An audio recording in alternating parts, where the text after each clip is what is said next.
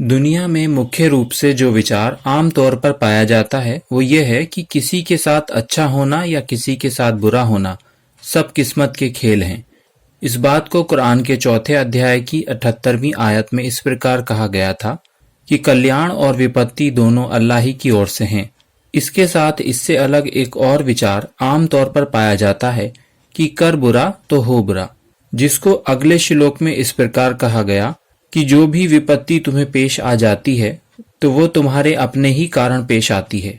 किंवदंतियों में तो विरोधाभास का पाया जाना आम बात है, पर अगर कुरान ईश ग्रंथ है तो क्या ये विरोधाभास है? चलिए देखते हैं। ये दोनों बातें जो देखने में अलग अलग प्रतीत होती हैं, वास्तव में एक ही सिक्के के दो पहलू हैं। पर कैसे? एक प्राकृतिक नियम जिसे law of cause and effect कहते हैं, उसके अनुसार जो भी घटना घटित होती है उसका कोई ना कोई कारण अवश्य होता है, चाहे हम जानते हों या ना जानते हों। तो जो भी अच्छा या बुरा नतीजा भुगतना पड़ता है इस नियम के अनुसार होता है। और चूंकि ये नियम ईश्वर ही ने बनाया है तो इसलिए कहा गया कि कल्याण और विपत्ति दोनों अल्लाह ही के इस नियम की ओर से हैं। तो इस प्रकार एक बात स्पष्ट हुई।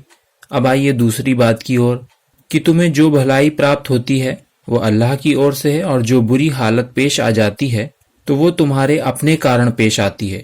तो चूंकि घटना या दुर्घटना उस सुकर्म या कुकर्म के कारण घटित होती है जो मनुष्य इस संसार में करता है, तो इसलिए ये बात कही गई कि बुरी हालत तुम्हें तुम्हारे अपने ही कारण पेश आती है।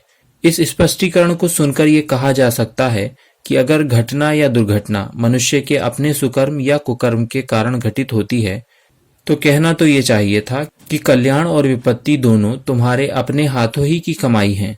तो वास्तव में ईश्वर ने जो नियम बनाए हैं वे मनुष्य को सुकर्म करने के आदेश और कुकर्म ना करने के आदेश देकर बनाए हैं, और उसकी परीक्षा लेने के लिए दोनों प्रकार के कर्म करने की आज़ादी दी है।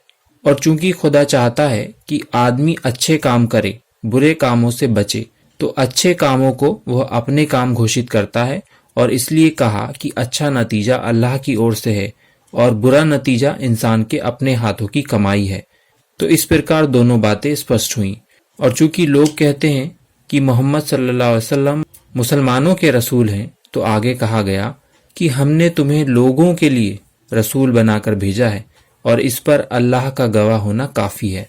जल्द मिलते हैं इस सूरह की अगली आयतों के अनुवाद और व्याख्या के साथ। अभी दें अनुमति। धन्यवाद।